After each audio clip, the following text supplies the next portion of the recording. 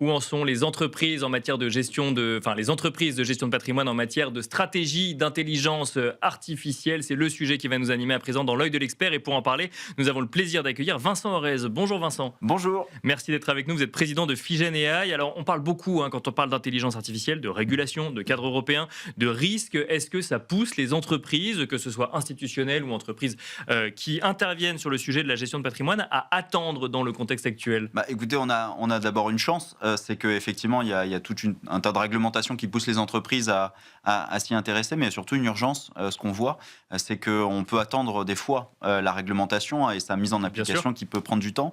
Par contre, il y a un acteur du marché qui, lui, n'attend pas du tout, c'est les clients. D'accord. Les clients, eux, utilisent ChatGPT ou autres au quotidien désormais, pour le meilleur et pour le pire.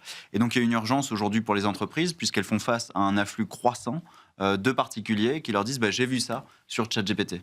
Ça veut dire qu'en fait, on a des clients qui se font conseiller pour leurs investissements par une intelligence artificielle et qui vont challenger ce que peut leur dire une banque, un institutionnel ou un conseil en gestion de patrimoine. Exactement. Et puis, il y a 6 mois, on pouvait dire que c'était anecdotique l'usage de ChatGPT. Aujourd'hui, c'est plus de 3/4 des personnes qui utilisent ChatGPT ou autres, encore une fois, ces IA généralistes.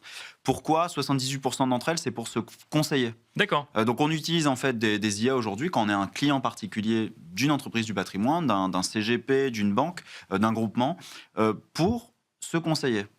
Et ça veut dire que quand on est entreprise, d'un côté, on attend la régulation, de l'autre, il y a urgence à au moins avoir une réponse à apporter à ces clients-là? Exactement, une réponse qui peut justement démonter d'ailleurs ce qu'a dit l'IA généraliste qui est basée à San Francisco et qui ne connaît pas forcément la fiscalité française, mais c'est aussi démonter sur l'approche du risque, puisqu'il y a toute une psychologie de l'investissement, où là, c'est le métier justement de professionnel du conseil financier pour écouter, pour comprendre aussi tout ce qui n'a pas été dit, pour savoir, attention, ça c'est risqué, est-ce que vous êtes vraiment prêt à faire face à une telle volatilité, par exemple. Donc le sujet, c'est quoi? C'est former ses conseillers pour répondre à ce que aurait conseillé l'intelligence artificielle, ou c'est intégrer de l'IA aussi dans le conseil qu'on peut apporter à ses clients, mais avec les risques que ça comporte? Totalement, c'est un, se former, et deux, mettre en application. Ce qui est formidable avec l'intelligence artificielle, c'est que dès lors qu'on l'implémente, au bout de 7 semaines, en moyenne, on commence déjà à avoir des retours sur investissement. D'accord. On n'est pas obligé non plus de transformer tout son système IT pour mettre de l'IA partout. Pas du tout, on est dans un univers régulé. On peut commencer, par exemple, par augmenter le conseiller après le rendez-vous ou avant le rendez-vous, voir son retour. Et là, d'un coup, on voit aussi qu'il y a un vrai retour sur investissement dans le développement commercial, dans l'accompagnement client. Et les clients, ça, ils le comprennent parce que quand ils l'utilisent chez eux, oui.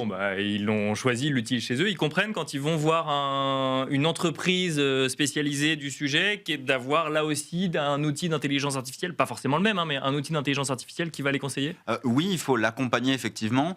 Mais je pense qu'on est exactement face aux choses. Mon expert comptable aujourd'hui utilise un outil informatique et utilise Excel. Ça ne me dérange pas du tout parce qu'effectivement, il va beaucoup plus vite dans ses calculs, dans ses analyses, dans le croisement de données.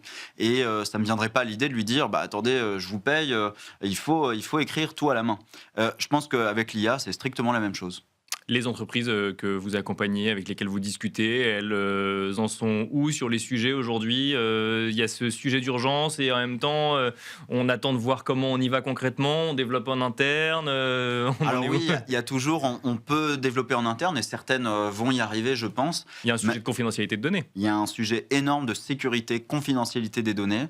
Sécurité des données aussi à l'heure géopolitique actuelle, comment être plus autonome, plus souverain aussi sur les données qu'on utilise, sur les données qu'on envoie, sur les modèles qu'on utilise. Et c'est là où il y a tout un tas d'acteurs qui arrivent sur ce sujet, et tant mieux pour offrir en fait des outils à des acteurs européens pour ne pas être dépendant d'acteurs outre-Atlantique ou côté chinois, pour aller vers plus de sécurité, plus de confidentialité. Et un autre mot du patrimoine, c'est la traçabilité. Oui, bien sûr. Comment l'IA a raisonné, pourquoi l'IA a proposé ça à mon conseiller. Il faut pouvoir retracer exactement le raisonnement. Et ça, c'est ce que ne fait absolument pas une IA généraliste. Et avec quand même une montée en compétences aussi pour être capable de contredire ou en tout cas accompagner et comprendre ce qu'a conseillé une IA dans la sphère privée à ses clients qui arrivent avec une conviction et dont il faut comprendre d'où ça vient parfois. Exactement, on a vécu ça avec Doctolib, pas Doctolib, pardon, Doctissimo. Oui, bien sûr. Pour ceux qui connaissent, quand Doctissimo est arrivé, eh bien, on était, certains en tout cas, étaient sûrs de leurs symptômes, étaient sûrs de leur diagnostic, et puis on s'est aperçu finalement que les médecins sont toujours là Merci Vincent Orez, je rappelle que vous êtes le président de Fusion AI. Merci beaucoup et quant à nous, on se retrouve très vite sur Be Smart for Change.